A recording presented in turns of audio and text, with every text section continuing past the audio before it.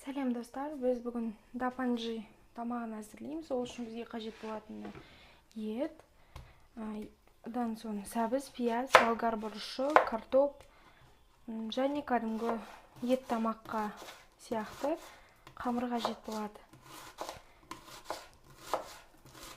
Арнайы дәмдеуіштері бар. Дапанжи деген дәмдеуіш. Қазір сіздерге тамаққа қосу барысында көрсетіп отырамыз барлығын. Табанның астын қостық, майды қыздырып жатырмыз. Мінекей, пиязымызды турап болдық. Ал енді қазанға саламыз.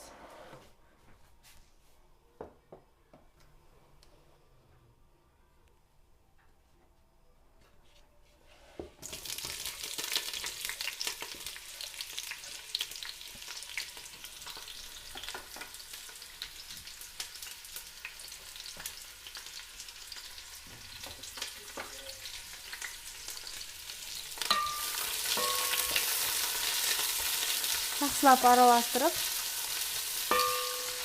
кейіннен етті саламыз. Пияз қуырылып жатқан кезде барлық басқа нәрселерімізді дайындай береміз. Сәбізді біз шеңбер етіп тура аламыз.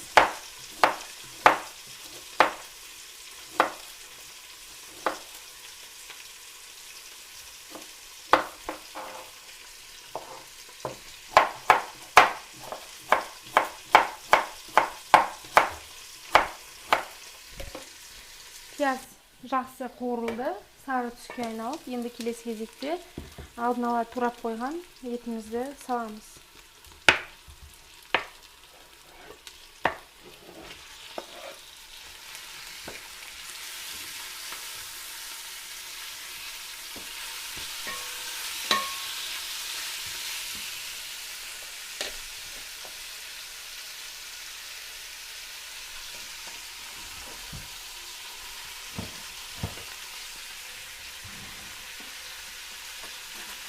Келесі кезекте тұз және әмбебап приправамызды етке қосамыз.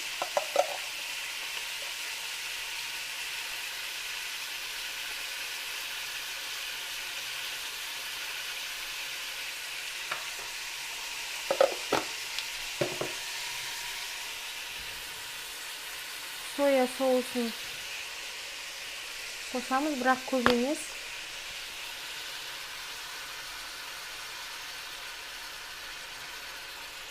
Осы бізге жеткілікті.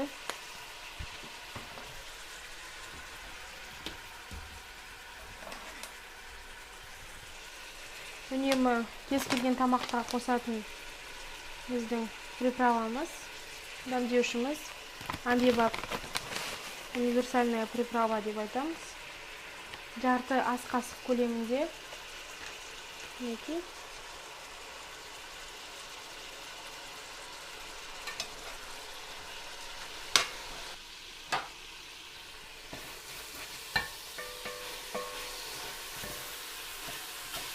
Етіміз жақсылап тұрып қуырылды. Енді пештің астын жай қоямыз да.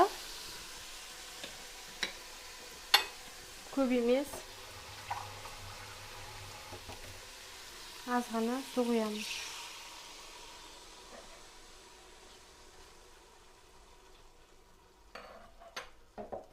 Келесі кезекте біз тамағымыздың қамырын әзірлейміз. Ол үшін бізге қажет болатын ұн, су, тұз және бір жұмыртқа қажет болады. Ең бірінші жұмыртқаны қосамыз.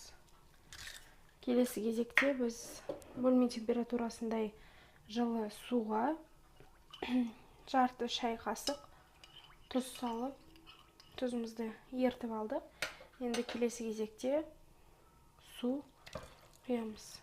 Мінекей, енді жақсылап тұрып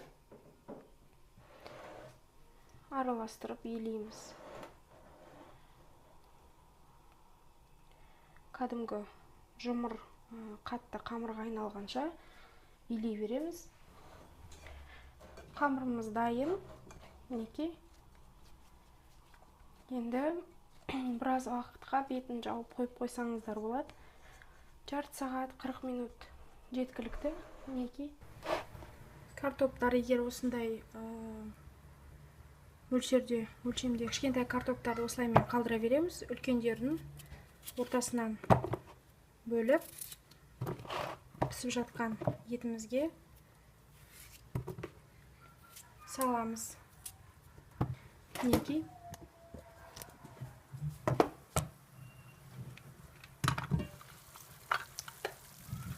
Еттен аз ғана су бар. Мінекей. Картопларымызды салып жібердік. Сіздерге көрініп тұр. Енді үстіне көп емес.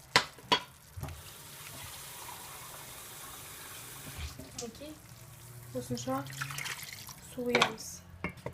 Және оның үстінен турап қойған сәбіздерді және 1-2 бас сарымсақ қосып жібереміз. Сәбіздің толығымен барлығын.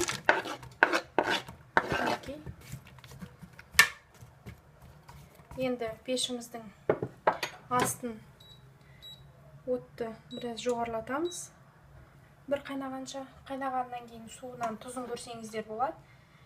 Және де тамағымыздың үстіне біз қазір арнайы дапанжи тамағына арналған біздің дәмдеуішіміз бар. Соны қосамыз. Мінекей. Дәмдеуіш.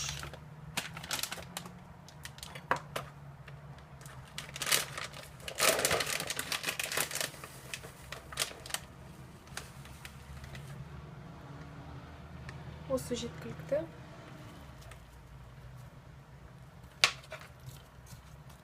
Қайнағанша күтіп, бір рет қатты қайнатып аламыз да, одан кейін астын сәл жай отқа қоямыз. Осы пісіп жатқан кезде қамырымызды жазып, жекеше суға пісіре береміз. Келесі кезекте бізге қажет болатын болгар бұрышы, қызанақ,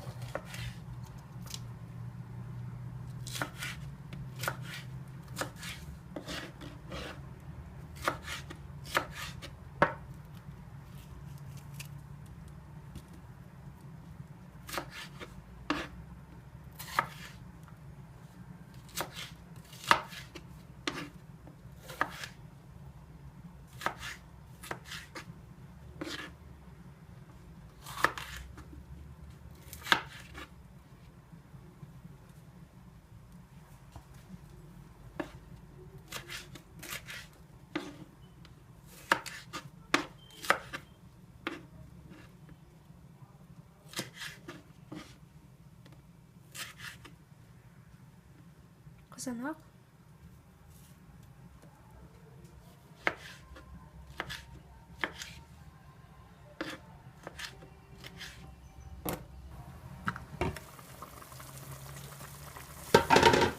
біз оттың астын жай қойып қойғанбыз. 3-те 4. Келесі кезекте үстіне турап қойған болгар бұрышы мен қызанақтарымызды саламыз.